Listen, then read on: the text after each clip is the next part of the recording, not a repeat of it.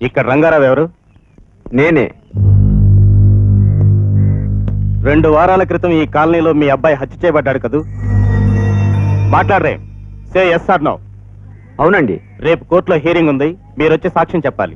Case ఎవరు పెట్టారు? నేనే ఆయన దత్తపుత్రుణ్ణి. రేపు కోర్టుకు వచ్చి సాక్ష్యం చెబుతాను. ఓకే.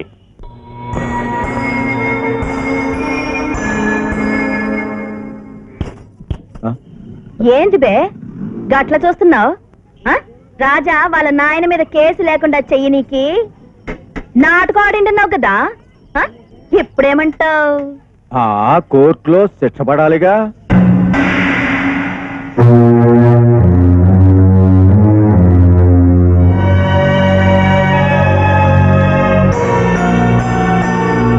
Yes, proceed. ఆయన ఎవరు? నా మాజీ తండ్రి. మాజీ ఎమ్మెల్యేలు, మాజీ మంత్రులు ఉంటారు కానీ మాజీ తండ్రులు కూడా ఉంటారా? ఒక భార్యను భర్త వదిలేస్తే ఆ భార్యకు ఆ భర్త ఏమవుతాడు? మాజీ భర్త. ఒక తండ్రిని ఒక కొడుకు వదిలేస్తే? ఇది భార్యాభర్తల సంబంధం కాదు, రక్త సంబంధం. ఎలా దిగిపోతుంది? హిందూ వారసత్వ చట్టంలో ఒక ఇంట్లో పుట్టిన సంతానం ధర్మబద్ధంగా మరో ఇంటికి వెళితే ఏమంటారు? దత్తత అంటారు. దత్తతండ్రిన కొడుకు ఆ ఇంటికి ఏమవుతాడు? దత్తపుత్రుడు అవుతాడు. లా చదువుకున్నారు, ఎందుకు ఇవన్నీ నాతో చెప్పించుకుంటారు? ఇది కోర్టు, ఇక్కడ ఈలలు వేయకూడదు. ప్రొసీడ్. హత్య జరిగిన రోజు మీరు ఈ నగరంలోనే లేరు కదా. మీ తండ్రి గారు, అదే మీ మాజీ తండ్రి గారు ఈ హత్య చేయించారని మీరు ఎలా నమ్ముతున్నారు? నమ్మబట్టే ఎఫ్ఐఆర్ దశలోనే బుట్ట దాఖలు కాబోతున్న ఈ కేసుని కోర్టు వరకు తీసుకొచ్చాను.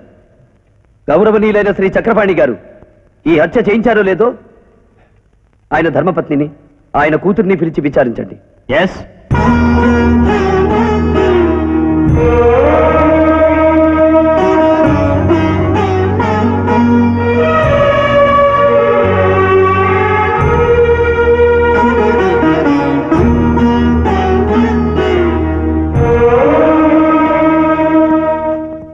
మీ భర్త చక్రపాణి గారు భాస్కర్ అనే కార్మికుడిని హత్య చేయించారా? కోర్టులో అడిగిన ప్రశ్నకు జవాబు చెప్పాలమ్మా. చెప్పండి, మీ భర్త భాస్కర్ని హత్య చేయించారా? నాకు తెలీదు. పోనీ మీ భర్త భాస్కర్ని హత్య చేయమని గూండాలతో చెప్పడం మీరు విన్నారా? ఆయన అలా అనలేదు. తెల్లవారేసరికి ఊరు వదిలి వెళ్ళకపోతే చంపేయమన్నారు. తెల్లారేటప్పటికి మేము ఊరు వదిలి వెళ్ళిపోతాం బాబు అని కాళ్ళ వేళ్ల పడ్డా వినిపించుకోకుండా నా కొడుకుని దారుణంగా చంపేశారు. మీరేం చెప్పదలుచుకున్నా ఫోన్లోకి వచ్చి చెప్పండి. చెప్పండమ్మా, మీ అబ్బాయి భాస్కర్ని ఎవరు చంపారు, ఎలా చంపారు? కన్న పేగు కళ్ళ ముందే తెగి నెత్తురు ఓడుతూ వేళ్లాడుతుంటే కొరివి పెట్టాల్సిన కొడుకు గిలగిలా తన్నుకుంటూ ఊపిరి వదిలితే చూసి చావకుండా బ్రతికున్న మమ్మల్ని ఏమని వర్ణించమంటారు? ఎలా వివరించమంటారు? Next witness.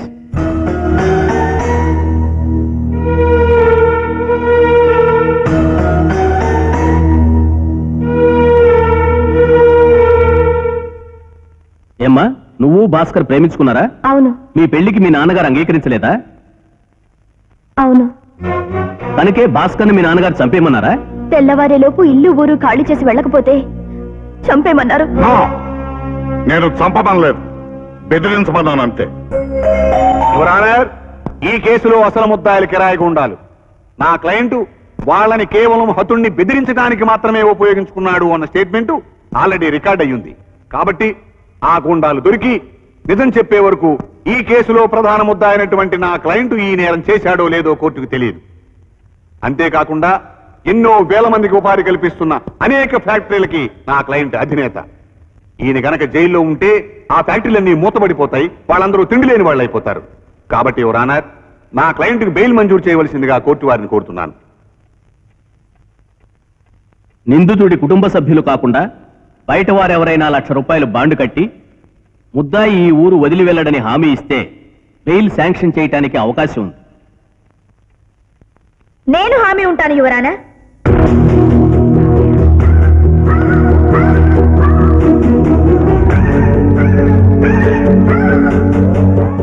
నువ్వెవరో తెలియకుండా బెయిల్ ఎలా ఇస్తారమ్మా?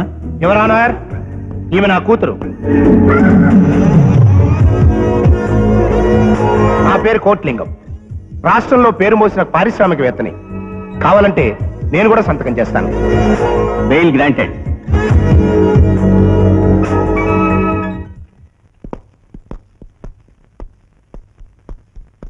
హలో, నా పజిల్ కి సమాధానం దొరికిందా? చెబుతాను. ముందు ముందు చాలా ప్రశ్నలకు సమాధానం చెబుతాను. ఫ్రెండు, నువ్వు నా మీద చెప్పులు విసిరించిన ఆ కోపాన్ని దిగమింగుకుని నీకు నేను బెయిల్ ఎందుకు ఇచ్చానో తెలుసా? కొడుక్కు దూరమైన తండ్రి పడే బాధ నాకు తెలుసు గనక. ఇప్పుడు నువ్వు ఆ బాధ అనుభవిస్తున్నావు గనక. వాడేదో ఆవేశంలో వెళ్ళిపోయాడు అనుకున్నాను. కోర్టు కూడా ఒప్పుకుంది. అయినా ఇదేలా అయ్యా, తల్లిదండ్రులు ఇష్టం లేకుండానే.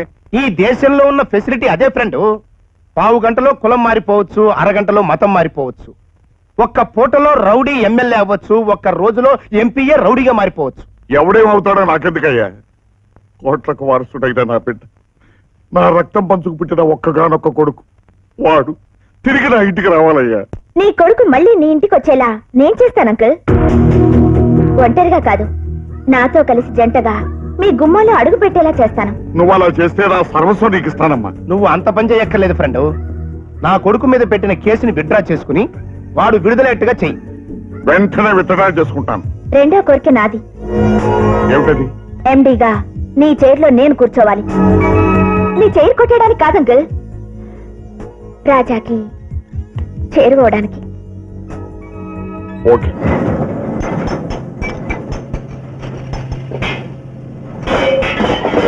బాబు, మిమ్మల్ని యువరాజుగా చూసిన ఈ కళ్ళతో అవ్వా ఇలా యూనిఫామ్ లో చూస్తానని కల్లో కూడా ఊహించలేదు. ఇంతకీ విషయం ఏంటో చెప్పు. అదే, మిమ్మల్ని ఎండి గారు రమ్మంటున్నారు. ఎందుకు అడిగా? చెప్పలేదు.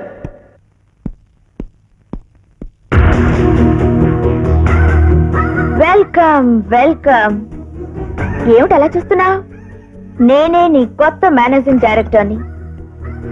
ఇంజనీరింగ్ చదివిన నువ్వు వెల్డర్ గా ఉండటం ఇష్టం లేక నా పర్సనల్ అసిస్టెంట్ గా ప్రమోట్ చేశాను. పైగా నీలాంటి వాడు నా పక్కనుంటేనే అందం. ఏంది గురు, నా బజ్జీ కొడకుండా నా కలర్ సోడా తాకుండా గిట్లో వచ్చినావు? ఏయ్, ఎవరు నువ్వు? ఎవరిని అడిగి లోపలికి వచ్చావు? Get out. గిట్ అరుస్తాదేంటి? హమ్ ఆప్కే హై కౌన్? బోలో బోలో. బోల్తా బోల్తా. ముందు పెద్దోళ్ళ గదిలోకి వచ్చేటప్పుడు తలుపుకి ఇట్లా తీసి లోపలికి రావాలనా అని అడగాల. గట్లనా? ఎప్పుడు అడుగుతా కానీ మే అందర ఆసక్తి ఆసక్తే జాసక్తే.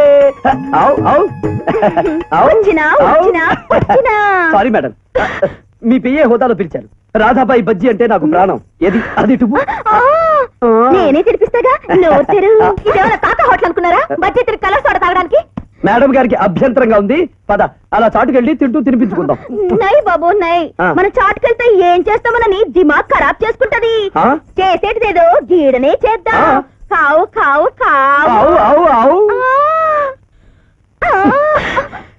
Non sense. చూడగొట్టిస్తా.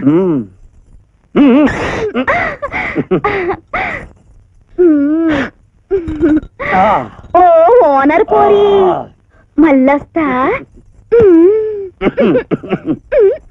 మేడం, నా పనులన్నీ ఇలాగే ఉంటాయి. అయినా నన్ను మీ పిఏగానే ఉంచుకుంటారా? ఆలోచించండి. ఓ పోరి పోరి. ఆడవాళ్ళని రెచ్చగొట్టడం నీకు బాగా తెలుసు.